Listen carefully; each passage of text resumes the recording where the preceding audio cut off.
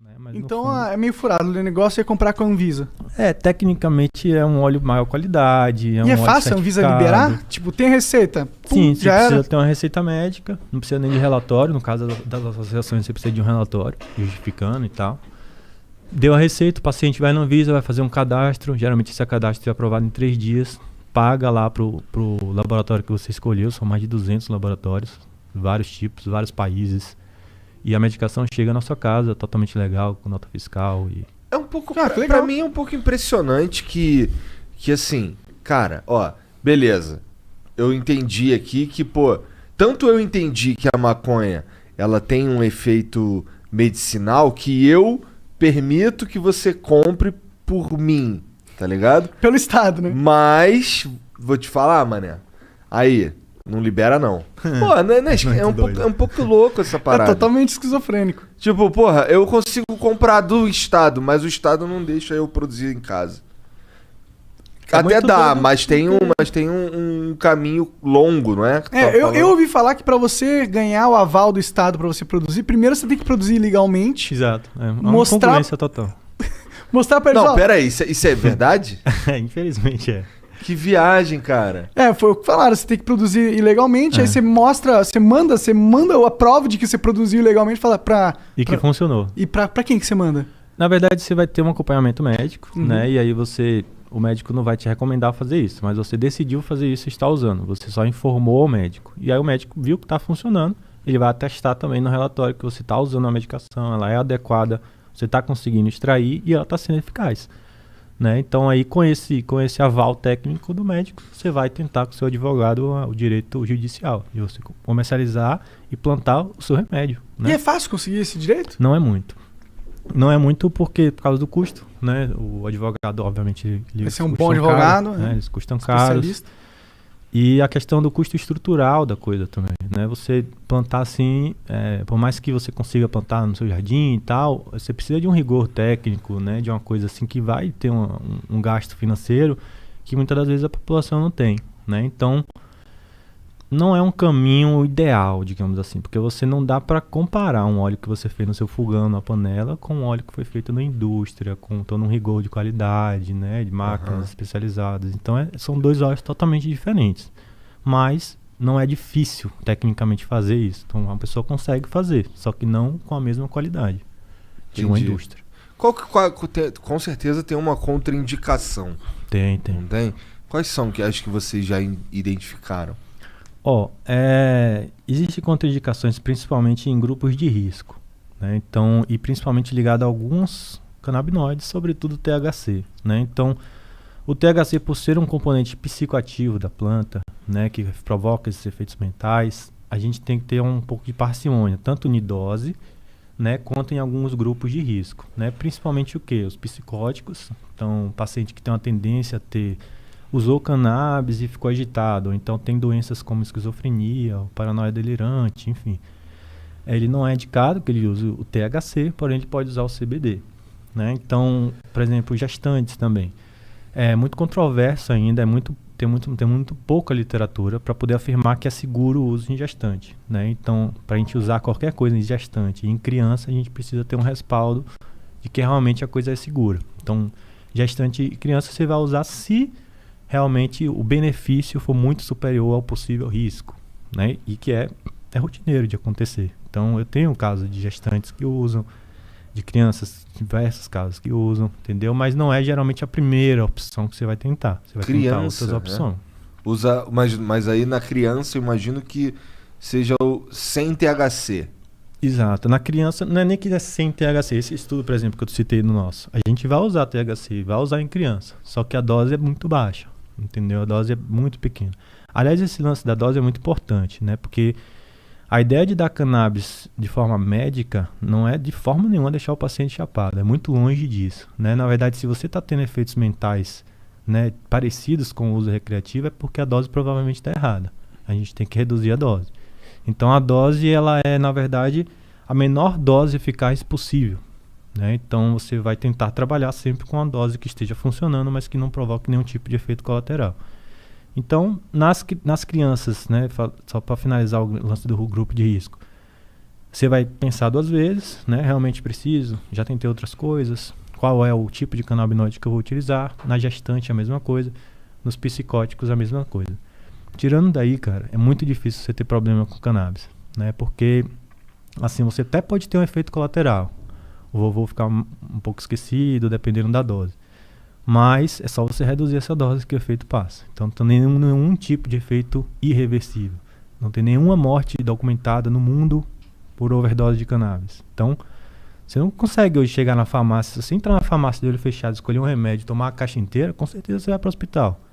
Isso não acontece com cannabis. Entendeu? Então isso é muito, muito, muito relevante.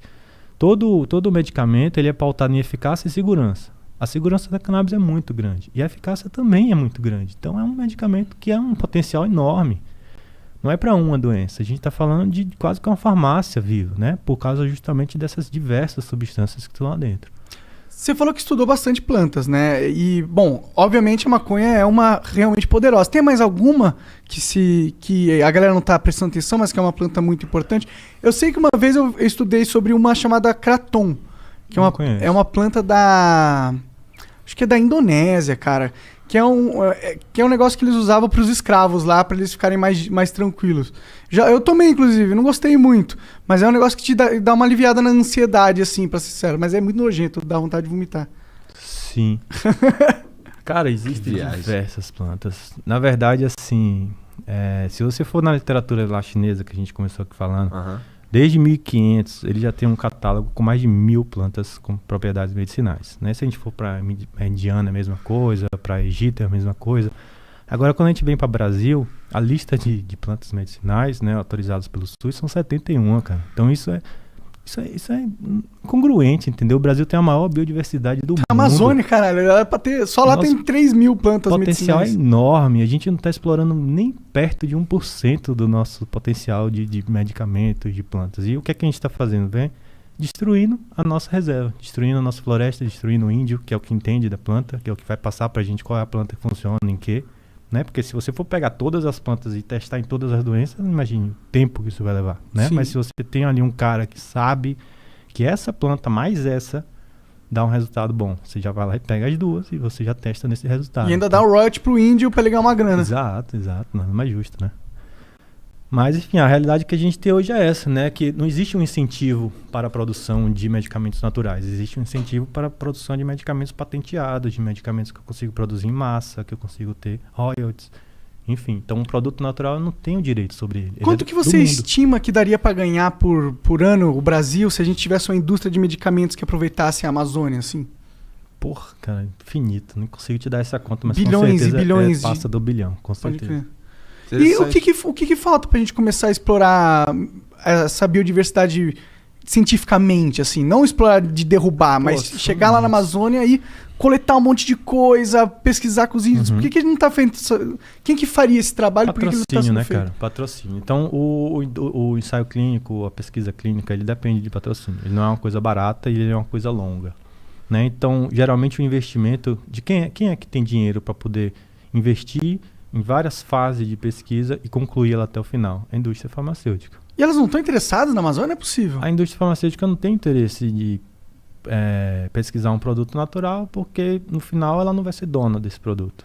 Né? Ela vai provar que uma coisa funciona, mas não é ela dona. Qualquer pessoa pode ter essa coisa. Então, acaba que é um erro, na verdade, da metodologia da pesquisa, né? Da forma do patrocínio da pesquisa. Então, esse patrocínio, geralmente, ele tem que vir do governo e não das instituições. Né? E o governo, ele não...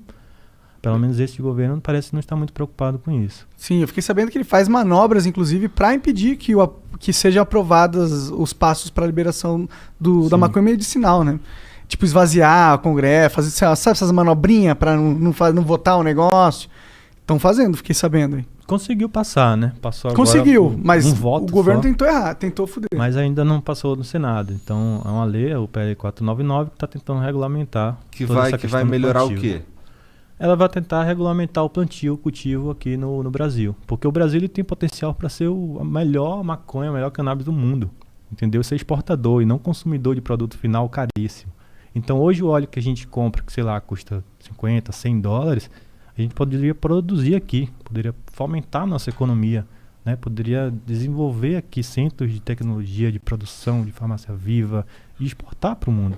Não importar um produto final, entendeu? Entendi. Tu tava Essa é a falando realidade. também que tem várias coisas que influenciam na planta. Se você plantar ela aqui sei lá, e aqui tem uma terra e eu planto ela aqui tem uma outra terra, elas vão ter Exato. coisas diferentes. Esse estudo é muito legal. É um estudo que pegou uma mesma strain, uma mesma espécie, e plantou em diversas localidades do mundo. Nenhuma sai igual a outra. Ou seja, você com solo diferente, com clima diferente, com ambiente diferente, com a temperatura diferente, umidade diferente, você produz canabinoides em diferentes proporções.